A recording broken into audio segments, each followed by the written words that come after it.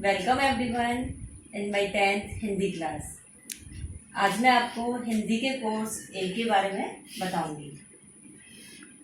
हिंदी के कोर्स ए में 2 बुक हैं। फर्स्ट बुक है क्षितिज एंड सेकंड है कृतिका।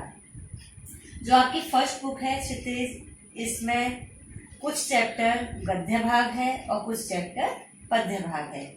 इनमें से कुछ चैप्टर्स आउट ऑफ सिलेबस हैं जो मैं आपको टिक मार्क करवा दूंगी।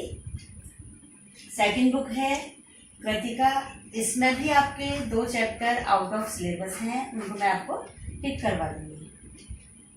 इसके बाद आता है आपका ग्रामर पार्ट। ग्रामर में आपके 4 टॉपिक दिए गए हैं।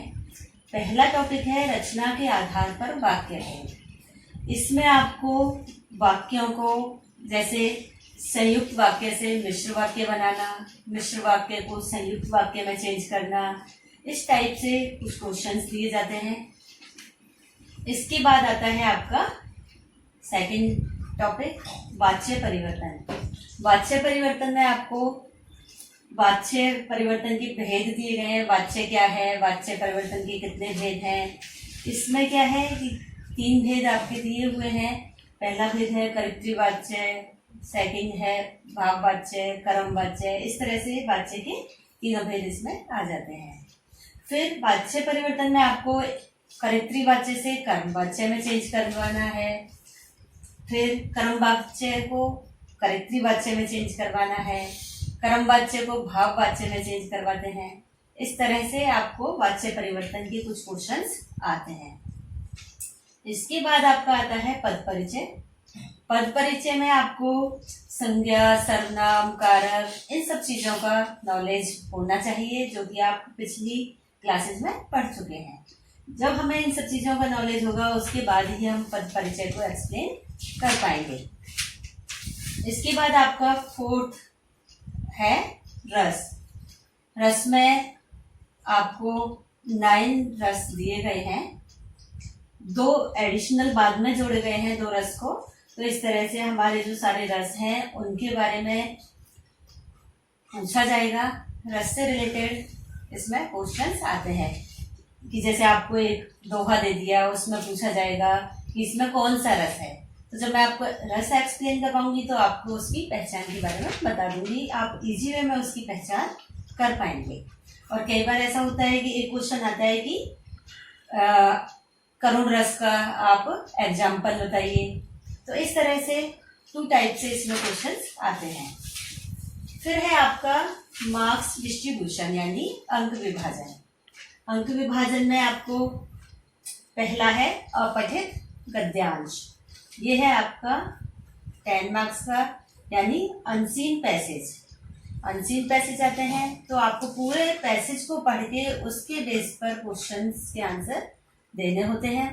ऐसा नहीं है कि आपको सीधे सीधे आंसर्स उसमें मिल जाएंगे, वो आपको कुछ हिंट भी मिल जाते हैं। हिंट के अकॉर्डिंग आपको आंसर बनाना पड़ता है।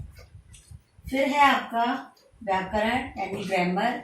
ग्रामर 16 मार्क्स इसके लिए रखा गया है।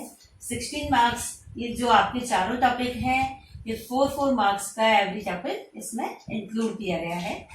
4 मार्क्स एक टॉपिक के लिए रखे गए हैं। तो इस तरह से आपके 16 मार्क्स का ये ग्रामर पार्ट हो जाता है। फिर है आपकी पाठ्य पुस्तक यानी आपकी बुक्स, जिसमें क्षितिज और कृतिका इंक्लूड है। इनसे रिलेटेड आपको क्वेश्चंस आते हैं, कुछ शॉर्ट क्वेश्चंस आते हैं और कुछ लॉन्ग क्वेश्चंस हैं। तो उनको हमें कई बार इसमें पैराग्राफ भी दे दिया जाता है। पैराग्राफ का मतलब ये नहीं है कि आपको उसमें से आंसर मिल जाएंगे।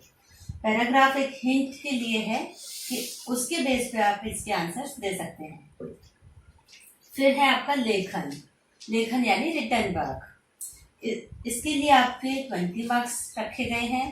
तो रिटन वर्क में आपका आता है लेटर, एप्लीकेशन, निबंध और विज्ञापन। तो इस तरह से इसमें 4 चीजों को इंक्लूड किया गया है लेखन में। फर्स्ट है निबंध,